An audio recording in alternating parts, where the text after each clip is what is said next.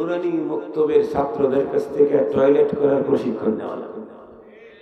আমেরিকায় গিয়া মিডল ইস্টের উন্নত ওয়াশরুমের ভিতরে ঢুকে বিভিন্ন পদ্ধতিতে পেশাব পায়খানা করার ওই সিস্টেম দিয়ে কখনো টয়লেটে ঢুকে নেকি তো হবে না, পশ্চিমাদের স্টাইলে মসজিদে ঢুকলেও ইবাদত হবে না, পয়গম্বর স্টাইলে টয়লেটে থাকলেও ইবাদত হবে, পয়গম্বর স্টাইলে বিবিকে সময় দিলেও ইবাদত হবে, পয়গম্বর স্টাইলে সন্তানকে স্নেহ করলেও ইবাদত হবে, পয়গম্বর স্টাইলে ব্যবসা করলেও ইবাদত হবে, পয়গম্বর স্টাইলে রাজনীতি করলেও ইবাদত হবে।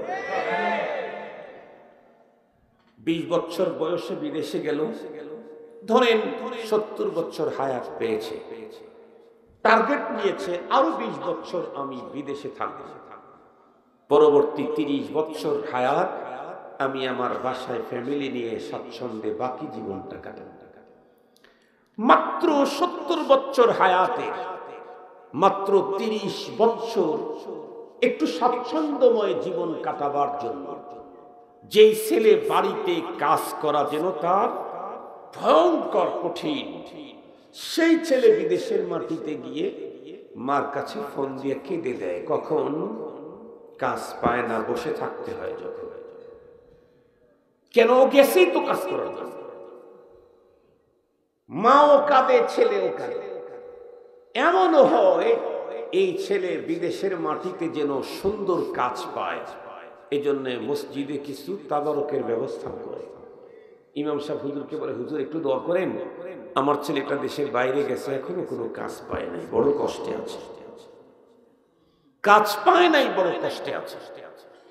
কষ্ট ওখানে দুইটা, কাজ না পাওয়া একটা কষ্ট, টাকা উপার্জন করতে পারতেছে না, এই জন্য ব্যয় করতে পারতেছে না, এটা আর একটা কষ্ট। তাহলে দুনিয়াতে 30 বছর জীবনের শান্তির জন্য মানুষ যদি জীবনের ঝুঁকি দিয়ে অতি আপনজন রফিকায়ে হায়াত পর্যন্ত দেশে রেখে 5 বছর 7 বছর পর্যন্ত প্রবাসে থাকে পরবর্তী জীবনের সুখের জন্য, এটাই প্রমাণ করে এই পৃথিবীর যত মানুষ আখিরাতকে বিশ্বাস করে তারা ওই পরপারের জীবনে কেউ দুঃখী হতে চায় না, সুখী হতে চায়।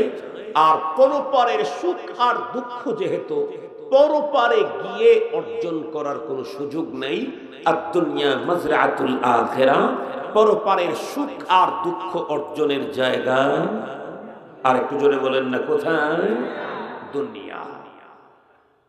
সঙ্গত কারণে এই পরপারের সুখ যারা চায় তারা দুনিয়ার এই জীবনের 24 ঘন্টাই পরপারের পুঁজি গোছাইতে ব্যস্ত থাকে। আল্লাহ পাকের রাসূল বলেন, আল কাইয়িস মান দানা নাফসাহু ওয়া আমিলা লিমা বা'দাল মাউত। এই পৃথিবীর বুদ্ধিমানকে যে নিজের প্রবৃত্তিকে দমন করে আর পরপারের পুঁজি করে। রব তো আমাকে পৃথিবীতে পাঠিয়েছেনই পরপারের পুঁজি করবার জন্য। রব্বুল আলামিন বলেন, ওয়ামা খালাকতুল জিন্না ওয়াল ইনসা ইল্লা লিয়াবুদুন। জিন ইনসানকে শুধুমাত্র কেবলমাত্র একমাত্র আমার গোলামির জন্যই তৈরি করেছি।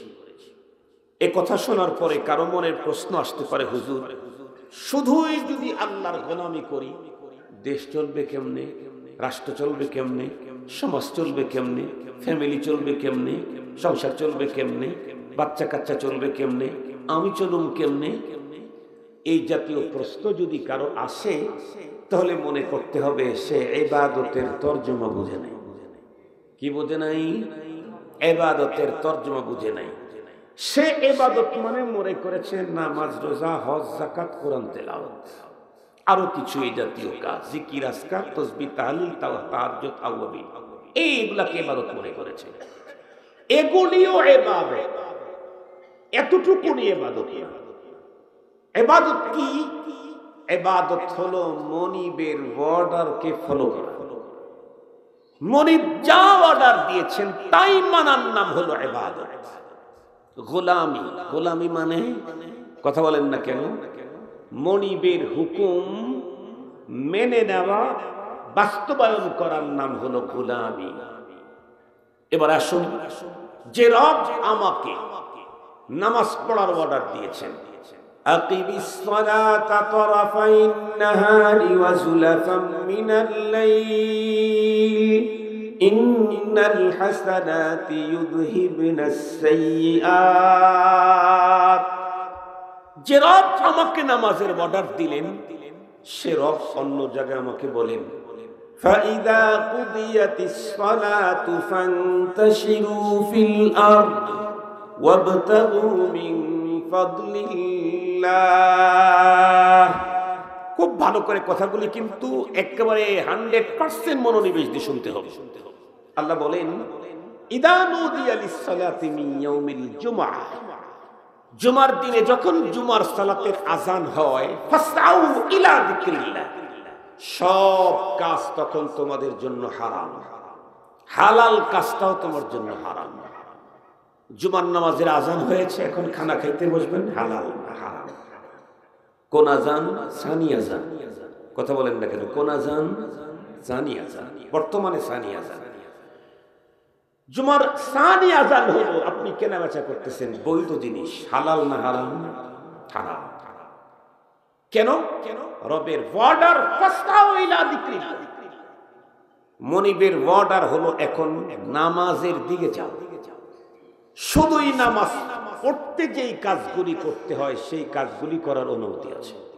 যেমন আজান শুরু হয়েছে, আগে ওযু করেন নাই, তাহলে আল্লাহ বলছেন নামাজের দিকে যাও। তার মানে কি কোনো কাজ যেহেতু করা যাবে না, তাহলে ওযু ছাড়াই যাও। কথা বলেন না কেন? ওযু ছাড়াই যাও না। এখন ওযু করতে নিষেধ নেই, আর সব টাইমে গোসল করে যেতে পারবেন। গোসল করতেছেন কেন? গোসল ছাড়া আপনার নামাজ হবে না, এরকম কন্ডিশনে আপনি আছেন। তাহলে আপনার জন্য এখন গোসল করাও, কথা বলেন না কেন, জরুরি না, শুধু ফরজ। মুহতারাম হাজির, খুব ভালো করে মনে রাখবেন, রব বললেন নামাজের দিকে, আমি নামাজের দিকে। আল্লাহ পাক বলেন ফাইদা কুদিয়াতিস সালাত, নামাজ শেষ? বলে হ্যাঁ।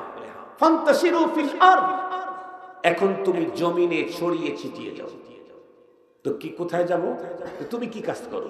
হুজুর আমি কৃষক। বলে তুমি কৃষি কাজ করতে যাও। তুমি কি কাজ করো? হুজুর আমি চাকরিজীবী। তুমি চাকরিতে যাও। তুমি কি কাজ করো? আমি নকরি করি। ঠিক আছে, তুমি নকরিতে যাও। তুমি কি কাজ করো? হুজুর আমি ব্যবসা করি। তো তুমি ব্যবসায় যাও। প্রত্যেকে তার নিজ নিজ পেশায় কাজে এখন চলে যাও। বলেন তো দেখি, নামাজের পরে কাজে যোগদানের অর্ডার কার? তাহলে এটা সুন্নত না ফরজ? আবার জোরে বলেন। ইবাদত বলা হয় মনিবের হুকুম মানার নাম। নামাজ মনিবের হুকুম, তাই নামাজ ইবাদত। নামাজ শেষে রিজকে হালালের সন্ধানে আমাকে নিজ কাজে যেতে বলেছেন, এটাও আল্লাহর হুকুম। এ কারণেই নামাজ শেষে আমি যখন রিজকে হালালের সন্ধানে নানাবিধ পেশার কাজে যখন ইনভলভ হব, এটাও ইবাদত। সুবহানাল্লাহ বললেন না? যে শর্ত হলো যেই কাজে আমি যোগদান করতেছি সেইটা মহান সরকারের অনুমোদিত কাজ হতে হবে। আমি যোগদান করলাম কোন কাজে? রাতের ভোট, দিনের ভোট, রাত্রে করার কাজে। নামাজ আমি আগেই পড়েছি, তাইলে এটাও ইবাদত। কথা বলেন না কেন? আমি যোগদান করলাম সালাত আদায়ের পরে কোন কাজে? রাষ্ট্র আমাকে অনেক বড় বিগ অ্যামাউন্টের বেতন নির্ধারণ করে আমার চলাফেরার জন্য গাড়ির ব্যবস্থা করে, আমার গাড়ির ড্রাইভারের ব্যবস্থা করে, আমার গাড়ির তেল ফুয়েলের ব্যবস্থা করে সবকিছু কমপ্লিট করে দিয়েছেন। কেন?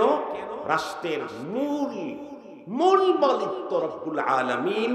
মূল মালিক জমিনের ভিতরে যাদেরকে মালিকানা দিয়েছেন তারা হলো জনগণ। আমার এই কাপড়টার মূল মালিক কে? আল্লাহ। আমি আমার মূল মালিক কে? কথা বলেন না কেন? এই পুরো আসমান জমিন যা আছে সবগুলার মূল মালিক কে? দুনিয়াতেও কাউকে কাউকে মালিকানা দিয়েছেন কিনা? কথা বলেন না কেন? দুনিয়াতে মালিকানা আছে নাই? কোরআন শরীফ, হাদিস শরীফের মধ্যে ফিকার কিতাবে স্পষ্ট আছে, তামলিকুন তামলিকুন, তুমি যেটার মালিক, তুমি যেটার মালিক, তুমি যেটার মালিক। তার মানে দুনিয়াতেও আল্লাহ তাআলা সবকিছুর মূল মালিক আল্লাহ। বাট রব এই পৃথিবীতে মানুষকে কিছু কিছু জিনিসের মালিকানা কিছুটাই বেঁচে দিয়েছে। যেমন আমার বাড়িটার মালিক আমি, কতক্ষণ? আমার নিঃশ্বাস আছে যতক্ষণ। একেবারে আমার পরিশ্রমের টাকা দিয়ে কেনা, বাবার সম্পদ না, নারী বাড়িটাও না, আমার নিজের পরিশ্রমের টাকা দিয়ে কেনা। সেই বাড়ির মালিকানাও কতক্ষণ? নিঃশ্বাস আপ ডাউন করে যতক্ষণ। আমার নিজের পরিশ্রম, হাড় ভাঙ্গা পরিশ্রমের টাকা দিয়ে যে বাড়ি কিনেছি, আমার মরণের সাথে সাথে বাড়ির মালিকানা আমার নাই। কাদের কাছে চলে গেছে? ওয়ারিশ। মুহতারাম হাজির, মজার কথাগুলো খুব ভালো করে বুঝবেন।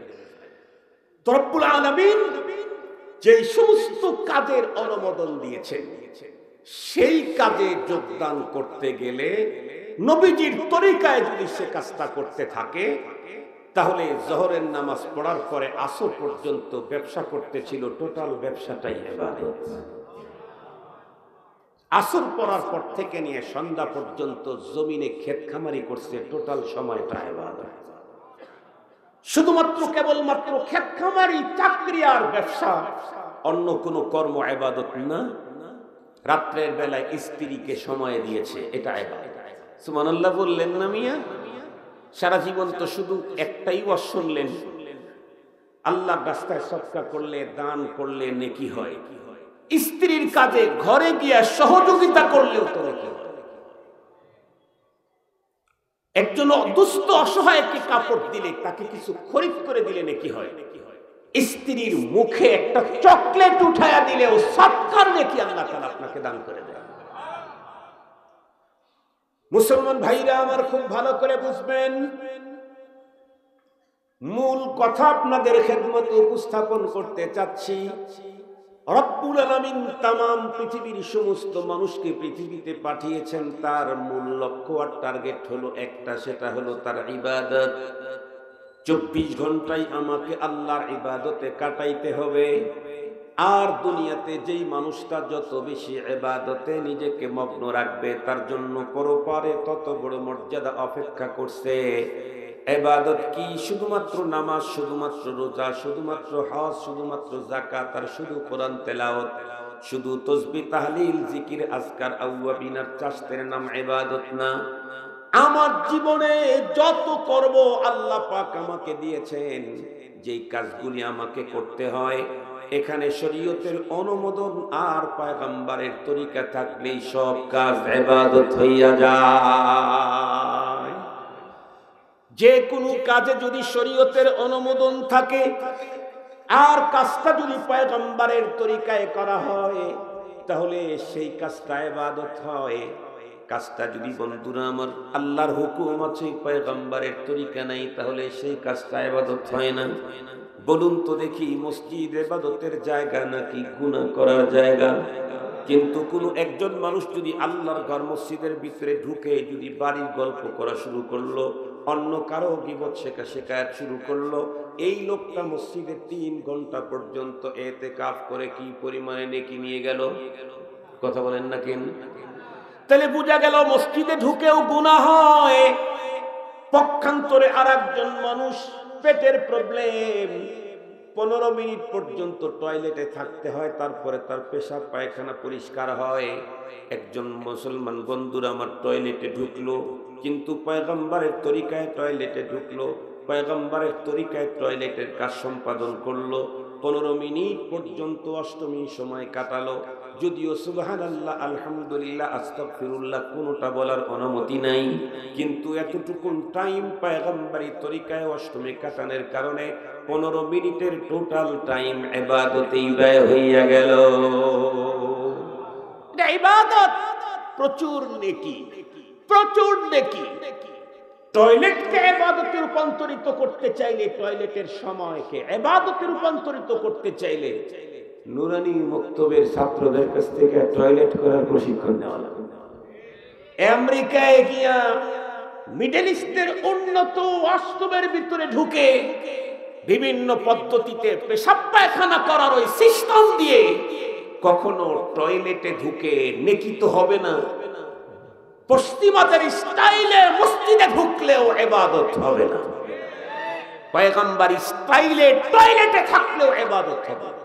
পয়গম্বরি স্টাইলে বিবিকে সময় দিলেও ইবাদত হবে, পয়গম্বরি স্টাইলে সন্তানকে স্নেহ করলেও ইবাদত হবে, পয়গম্বরি স্টাইলে ব্যবসা করলেও ইবাদত হবে, পয়গম্বরি স্টাইলে রাজনীতি করলেও ইবাদত হবে। মুহতারাম হাজিরিন, কিন্তু পয়গম্বরি স্টাইল নাই, তাহলে ইবাদত হওয়ার কোনো সম্ভাবনা, আবার একটু জোরে বলেন, ইবাদত হওয়ার কোনো সম্ভাবনা নাই। তাহলে একটা বিষয় তো আপনাদের সামনে ক্লিয়ার, রব আমাদেরকে শুধুমাত্র তার গোলামি করার জন্য তৈরি করেছেন। তার মানে রবের গোলামি করতে চাইলে রাষ্ট্র পরিচালনা করা যাবে না, সমাজ পরিচালনা করা যাবে না, ফ্যামিলি নিয়ে চলা যাবে না। এটা হলো অন্ধ আর মূর্খদের বক্তব্য। মুহতারাম হাজিরিন, বরং ইবাদতের মাধ্যমে যদি সিয়াসত আর রাজনীতিকে যদি ইবাদত বানাইতে চায়, সেই রাজনীতি হবে বিশ্বের সেরা রাজনীতি। ব্যবসাকে যদি ইবাদতে রূপান্তরিত করতে পারে, সেটা হবে পৃথিবীর সবচাইতে স্বচ্ছ ব্যবসা। মুসলমান ভাইরা আমার ভালো করে বুঝবেন, এই পৃথিবীর কোন একজন মানুষ নিশ্চিত তো বন্ধুরা আমার, প্রত্যেকেই দুনিয়া থেকে বিদায় নিতে হবে। কোরআনে হাকিমে আল্লাহ পাক রব্বুল আলামিন স্পষ্ট ঘোষণা দিয়েছেন, কুল্লু নাফসিন যায়িকাতুল মাউত, প্রতিটি প্রাণীকে মৃত্যু বন্ধুরা আমার বরণ করতেই হবে। সুম্মা ইন্নাকুম তুওয়াফাউনা উজুরাকুম ইয়াওমাল কিয়ামাহ, এরপরে তোমরা প্রত্যেকে পরিপূর্ণ দেওয়া হবে তোমাদের বন্ধুরা আমার কৃতকর্মের প্রতিদান কিয়ামতের দিন। ফামান যুহসিহা আনিন নারি ওয়া উদখিলাল জান্নাতা ফাকাদ ফাজ।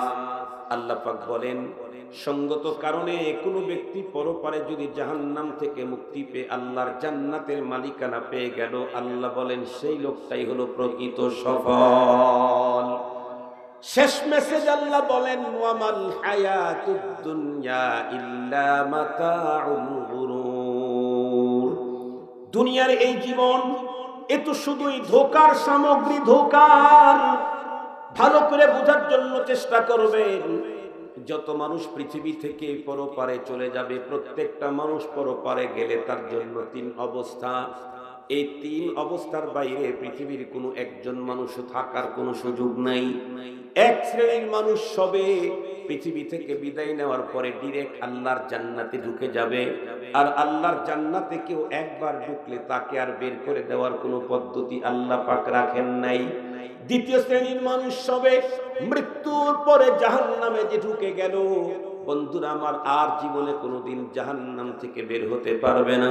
আর এক প্রকারের মানুষ হবে মৃত্যুর পরে বন্ধুরা আমার কিছু টাইম, অল্প টাইম অথবা দীর্ঘ টাইম জাহান্নামের আগুনে পুড়বে, কিন্তু একটা পর্যায়ে রপ্তা রপ্তা রপ্তা রপ্তা চলতে চলতে জাহান্নাম থেকে মুক্তি পেয়েই যাবে। এই বন্ধুরা আমার এই তিন গ্রুপের বাইরে কোনো মানুষ পরপারে পাওয়া যাবে না। এখন বলুন তো দেখি, আমরা যারা পরপারকে বিশ্বাস করি, পরপারের জীবনে দীর্ঘদিন সাজা ভোগের পরে জান্নাতি হতে চাই, চিরস্থায়ী জাহান্নামী হতে চাই, তাহলে কি হতে চাই? প্রথম চান্সেই আল্লাহ পাকের জান্নাতের মালিকানা পেতে চাই, পরপারে যাতে করে কোনো দুঃখ আর দুর্দশা আমাদেরকে টাচ না করে। তাহলে আসুন, পৃথিবীর কোনো একজন মানুষ যদি মরণের পরে এক সেকেন্ডের জন্য দুঃখ দুর্দশার টাচ না পেয়ে ডাইরেক্ট জান্নাতের ভিতরে ঢুকতে চায়, তার জন্য আল্লাহর কোরআন দুইটা ফর্মুলার কথা বলেছেন। আল্লাহ বলেন, ইন্নাল্লাযীনা আমানু ওয়া আমিলুস সালিহাতি কানাত লাহুম জান্নাতুল ফিরদাউসি নুজুলা। যেই মানুষের কাছে দুইটা পুঁজি থাকবে, তারা মৃত্যুর পরে সুজা জান্নাতুল ফেরদাউসে যাবে। আমি তাদেরকে মেহমানদারির জন্য জান্নাতুল ফেরদাউসের বাজেট দিয়ে রাখলাম। কিন্তু লাগবে যেন কয়টা পুঁজি? এক নম্বরে হলো ঈমান, দ্বিতীয় নম্বরে নেক আমল। কেউ যদি বলে হুজুর দুইটাই যদি কারো থাকে সে তো জান্নাতে যাবে, প্রথম চান্সি দুখুলে আউয়ালি জান্নাতি, কিন্তু কোনো একজন মানুষের কাছে দুইটা নাই, একটা আছে, তাহলে কি হবে? এমন প্রশ্ন করলে আমরা জিজ্ঞাসা করব দুইটার ভিতরে কোনটা আছে কোনটা নাই, এটা আগে দেখতে হবে। যদি বলে হুজুর ওই লোকের কাছে শুধু ঈমানটা নাই, নেকের কাজগুলা এত বেশি করেছে যে এই জাতীয় নেকির কাজ করার মতো মানুষ পৃথিবীতে খুব কম পাওয়া যায়, তাহলে সেই লোকের জন্য আল্লাহর সিদ্ধান্ত, কোরআনের ভাষা হলো এই লোকটা যতই নেক কাজ করুক না কেন, ঈমান ছাড়া পরপারে কশিন কালের জন্য জান্নাতের দেখা পাওয়ার সম্ভাবনা নাই। খুব নেক কাজ করছে কিন্তু ঈমানের পুঁজি নাই, তাহলে এই লোক পরপারে জান্নাতে যাবে তো দূরের কথা, জান্নাত দেখারই সুযোগ। খুব ভালো করে বুঝবেন, একেবারে সহজে বুঝবার জন্য একজন মানুষের কথা বলবো। আমি আমার জায়গা থেকে বলছি, একজন মানুষ পৃথিবীর সবচাইতে সেরা বংশে জন্মগ্রহণ করেছিল, তার নাম হলো খাজা আবু তালেব, পয়গম্বরের চাচা। এবং খাজা আবু তালেব শুধুমাত্র কেবলমাত্র আখিরি জামানার পয়গম্বর মুহাম্মদুর রাসূলুল্লাহ সাল্লাল্লাহু আলাইহি ওয়াসাল্লামকে ভালোবাসা দিয়েছিলেন এমনটি না, শুধুই ভাতিজার জন্যই কষ্ট করেছেন এমনটি না, ইসলামের জন্য খাজা আবু তালেব এমন কষ্ট করেছেন যেই পরিমাণের কষ্ট আমার মতো 1 লক্ষ আব্দুল বাসেতকে এক জায়গায় করলেও ইসলামের জন্য হবে না।